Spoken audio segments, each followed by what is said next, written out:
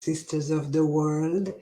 This is DeAnna of Red Tent in Every Neighborhood, and I'm here today to explore together the negativity that is in our body, absorbed from years of cultural taboos and beliefs and negative thought forms that are affecting us as girls and as young women, as women of all ages. So, how do you know that you have negativity stored in your body?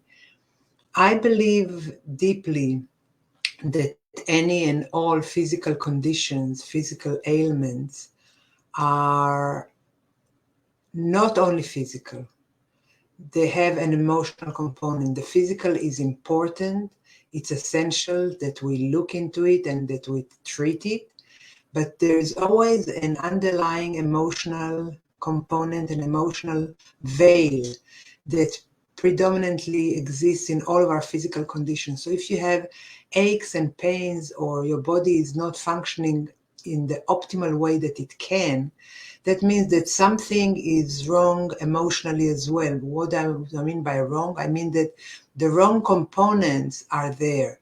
If you have good air, you breathe deeply. If you have air that's full of smoke, it's the wrong component in the air. It doesn't nourish your it doesn't nourish your lungs and your capacity to fully breathe and grow.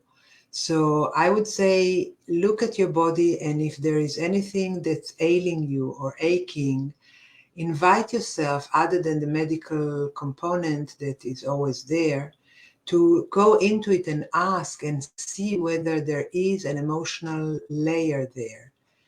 And why do we have emotional absorption of negativity from afar?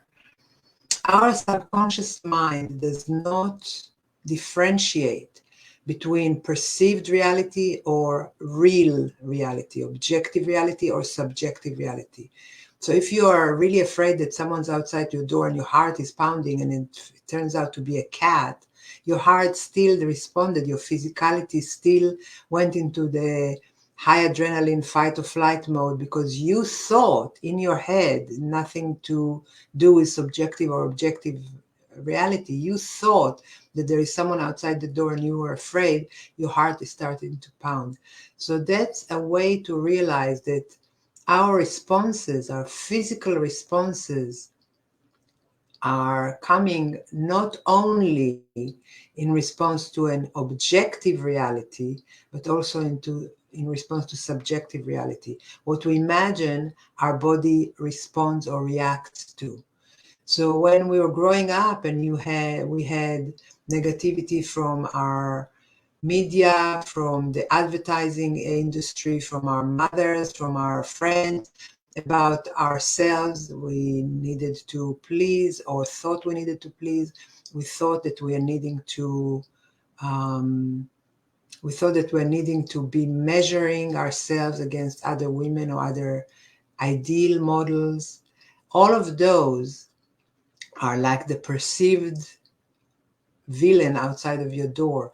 It's a perceived thought in your mind, and your body reacts to it.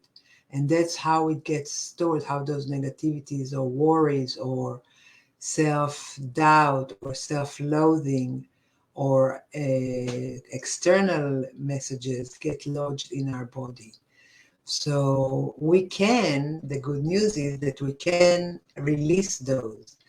And it is our job to release it, because if we want to grow our self-esteem, no matter how much you have grown, there is always more to release, because every part of your body that you release negativity from can expand and breathe and feel content and self-reliant and self-loving.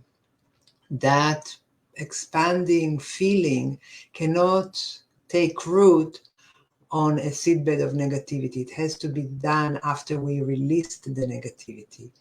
And that's what I wanted to share with you on the Self-Loving Queen Academy.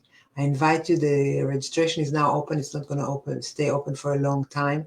It's now the gathering time. I'm drumming up the tribes to come, the tribes of women who are willing and wishing and yearning and passionate about increasing their self-loving wherever they are, deepening it and growing it and increasing it, digging deeper into what else is hidden, lodged in your cells that you can release, and how much more well-being and beauty and self-loving you can plant there and watch grow.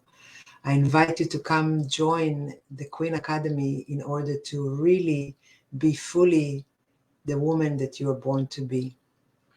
Until next time, be well. This is DeAnna Lam wishing you change from within. Bye for now.